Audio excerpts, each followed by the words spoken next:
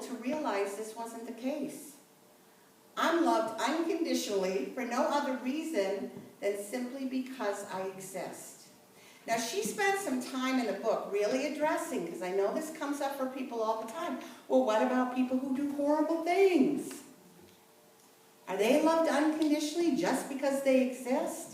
And she spends quite a time talking about, certainly when she came back from her, they call it NDE, her near-death experience, that she had a compassion then for perpetrators and people who committed harm against other people that she hadn't had before, because she had the understanding that they were confused, that they were lost, that they were filled with self-loathing and hatred. That's the only way you can harm others. If you love yourself, then you spread joy everywhere and acceptance everywhere. You don't judge others. You're not harsh with your words or your actions.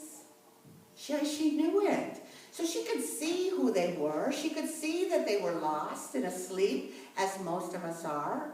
And instead of attacking themselves with cancer, which many of us do, they attacked others. But what's the difference? Whether we ravage ourselves and devour and destroy ourselves or other people, it's the same thing when we have self-hatred and loathing. I became aware that we're all connected. This was not only every person and living creature, but the interwoven unification felt as though it were expanding outward to include everything in the universe. Every human, animal, plant, insect, mountain, sea, inanimate object in the cosmos. I realized that the entire universe is alive and infused with consciousness encompassing all of life and nature. Everything belongs to an infinite whole. I was intricately, inseparably enmeshed with all of life. We're all facets of that unity. We're all one. And each of us has an effect on the collective whole. This is important here. I also understood that the cancer was not some punishment for anything I'd done wrong, nor was I experiencing negative karma as a result of any of my actions, as I previously believed. It was as though every moment held infinite possibilities. And where I was at that point in time was a culmination of every decision, every choice, and every thought of my entire life. This is a very unity book in the sense that she really came into the understanding that our thoughts are our consciousness. Life is consciousness. We create it. But the thing I like in this book, too, is she doesn't say, well, just spend your time thinking positive, because that's not authentic, folks. That's one of the challenges I have sometimes with the message that comes out in unity that gets distorted in my point of view. It's about being your authentic self and seeing that it's all good. It's all God, whatever the emotion is. Do you get that? It's not about going around and being nicety nice and then biting the head off of your partner or beeping the horn at the person who cuts you off. It's being authentic, being real. She talks a lot about that. Where was I? It was as though every moment, okay, sit down. Yeah. My many fears, this is key, my many fears and my great power had manifested as this disease. I'm not going to read too much more, but just a little bit more. Just hang in there, because she can say it better than me. Okay. I discovered that since I realized who I really was and understood the magnificence of my true self, if I chose to go back to life, my body would heal rapidly. Not in months or weeks, but in days. I knew that the doctors wouldn't be able to find a trace of cancer if I chose to go back into my body. How can that be? I was astounded by this revelation and wanted to understand why. It's brutally hot up here. I'm in the sun. It was then that I understood that my body is only, I should learn this, right? It was then that I understood that my body is only a reflection of my eternal state. So the spirit of fire is really rushing in me.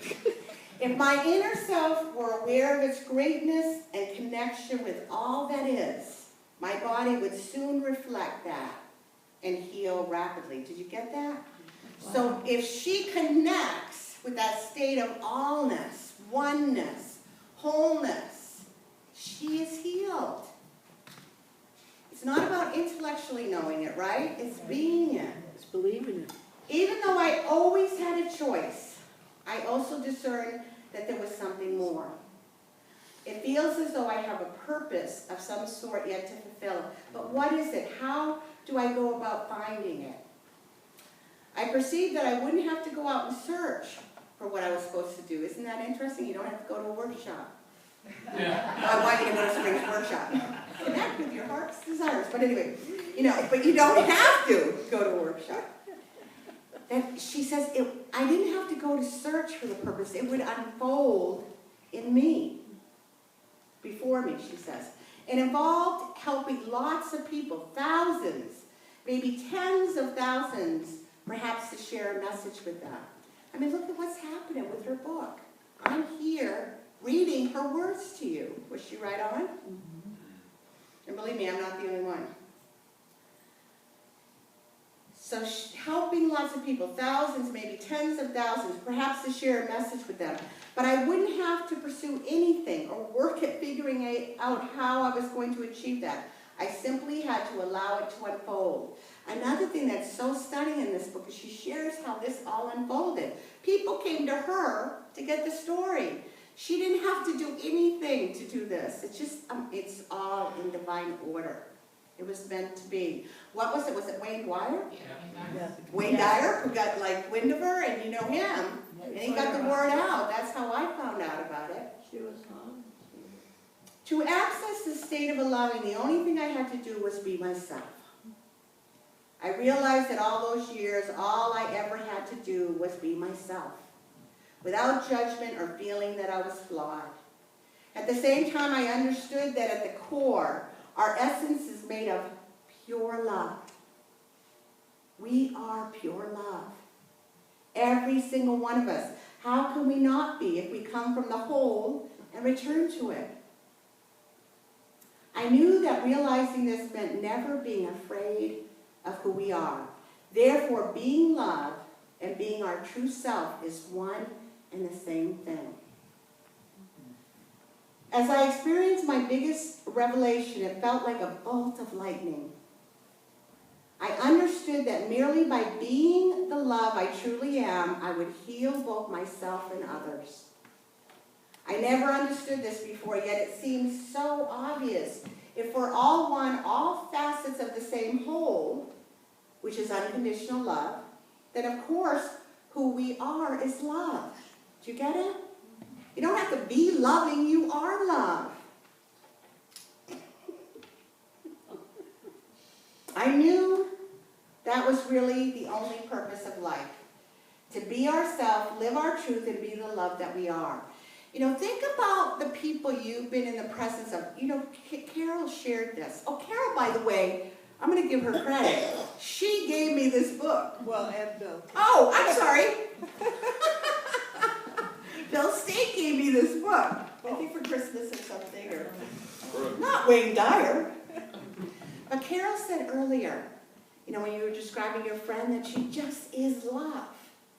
When you go in the house, when we're in, think of what the commonality is when you're in the presence of what you feel are masters, your enlightened ones. I know people who you go for hundreds of, people go to get that hug from that woman, right? What's her name? The hugging. Amma. What do you think that's about? Because she is being the love that she is. And we flock to it like moths to a flame, but that's what we are. That's what you are. Every one of us is that.